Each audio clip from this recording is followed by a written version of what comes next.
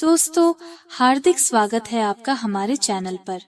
आज मैं आपको एक अजगर की कहानी सुना रही हूँ, जिसने न जाने कितनी सुंदर कुमारियों को अपना भोजन बना डाला। उम्मीद करती हूँ कि यह कहानी आपको बहुत पसंद आएगी।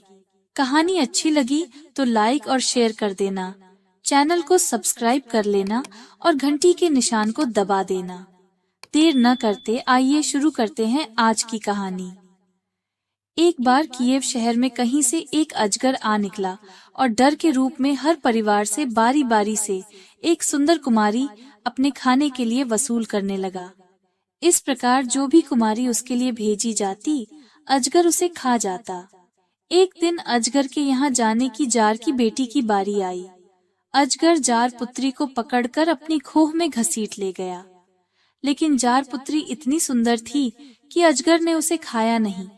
वह उसे अपनी पत्नी बनाना चाहता था, परंतु जार पुत्री ने किसी तरह बहाना बनाकर उसे टाल दिया। जब कभी अजगर किसी काम से बाहर जाता तो खोह के मुंह को लट्ठों से बंद कर जाता कि कहीं जार पुत्री वहां से भाग न जाए।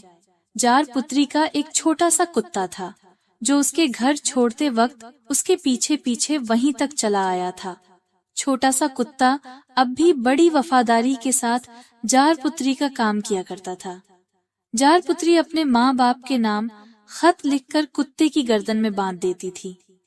कुत्ता दौड़ जाता और फौरन खत पहुंचाकर खत का जवाब भी ले आता था।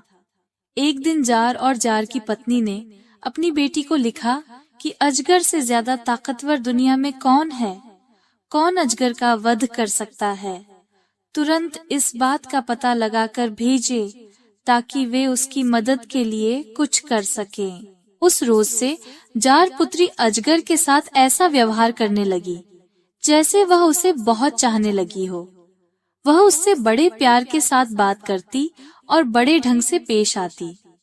इस तरह वह अजगर का भेद जान लेना चाहती थी। पहले तो अजगर ने कुछ नहीं बताया, पर आखिर में उसने उसे बता ही दिया कि कीव शहर में निकिता नाम का एक खटिक रहता है, जो ताकत में उससे 21 है और उसकी मौत उसी के हाथों लिखी है। जार पुत्री ने अपने पिता को लिख भेजा कि कीव में रहने वाला निकिता खटिक ही अजगर को मार सकता है। उसका पता लगाकर अपनी पुत्री को छुड़ाने के लिए उसे भेजे। बेटी का संदेश पाकर जार ने निकिता खटिक का पता लगवाया और खुद सपत्नीक उसके पास जाकर अनुरोध करते हुए बोला, बियर युवक, शैतान अजगर की मौत तुम्हारे हाथों ही लिखी है। तुम्हें अपनी मातृभूमि को पापी अजगर से मुक्त कराना चाहिए। मेरी पुत्री को उसकी दास्ता से तुम ही मुक्ति दिला सकते हो।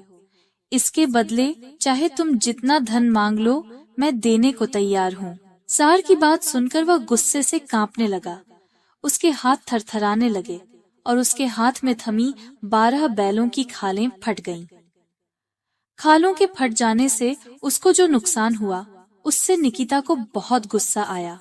इसलिए जार और जार की पत्नी के बहुत मिन्नत करने पर भी यह जार पुत्री को छुड़ाने के लिए जाने को तैयार नहीं हुआ। उसने जार से कहा, मैं गरीब जरूर हूँ पर लोभी नहीं। तुमने धन का लालच देकर मेरा अपमान ही नहीं किया, बल्कि मुझे गुस्सा दिलाकर मेरा काफी नुकसान भी कर दिया है। अब जाओ यहाँ से। जार और जार की पत्नी मुंह लटकाए वहां से लौट आए। वे समझ गए कि निकिता न केवल बहादुर है बल्कि स्वाभिमानी भी है। अब उन्होंने तय किया कि जिन 5000 नन्हे नन्हे बच्चों को पापी अजगर ने अनाथ बना दिया था, उन सबको इकट्ठा करके खटिक के पास भेजा जाए और वे उससे देश को उस दानव के अत्याचार से मुक्त कराने का अनुरोध करें। तब अनाथ बच्चे निकिता के पास गए और आंखों में आंसू भरकर उससे अजगर से लड़ने की प्रार्थना की।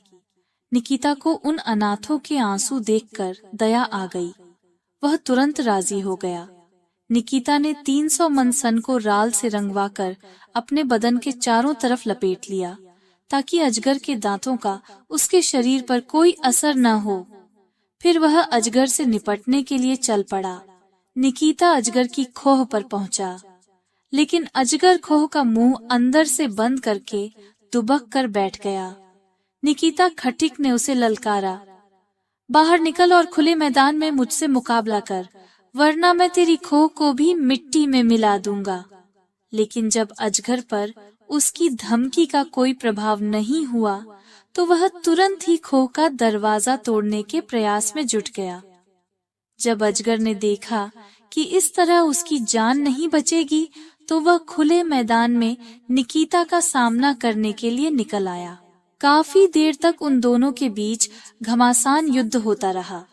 आखिरकार अजगर ने अपनी हार मान ली और जमीन पर गिरकर जान की भीख मांगते हुए बोला, मुझे मत मारो निकिता खटिक, दुनिया में तुमसे और मुझसे ज्यादा ताकतवर कोई नहीं है।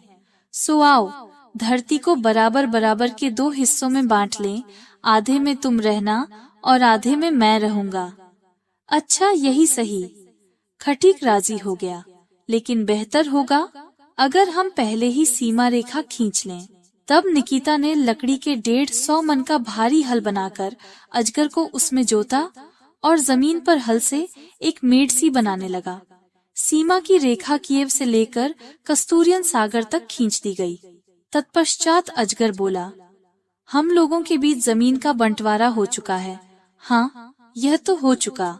निकिता अजगर की बात काटता हुआ बोला, अब हम लोगों को समुद्र का बंटवारा भी कर लेना चाहिए, वरना तुम बाद में कहोगे कि मैंने तुम्हारा पानी ले लिया है। अजगर इसके लिए भी राजी हो गया। निकिता अजगर की पीठ पर सवार होकर समुद्र में चल पड़ा। जब अजगर समुद्र के बीचों बीच पहुंचा तो निकिता ने अपनी तलवार से उसके टुकड़े टुकड़े कर दिए। अजगर मर गया। उसकी लाश को समुद्र में डुबोकर निकिता वापस लौट आया। इस प्रकार निकिता का पवित्र काम पूरा हो गया। रूस देश को पापी अजगर के अत्याचार से मुक्ति मिल गई। निकिता फिर अपने घर लौट गया। उसने जो कुछ किया था उसका कोई इनाम भी उसने नहीं लिया। तो यह थी आज की कहानी। आपको कैसी लगी मुझे कमेंट करके जरूर बताना। हमारे साथ बने रहने के लिए आपका बहुत बहुत धन्यवाद।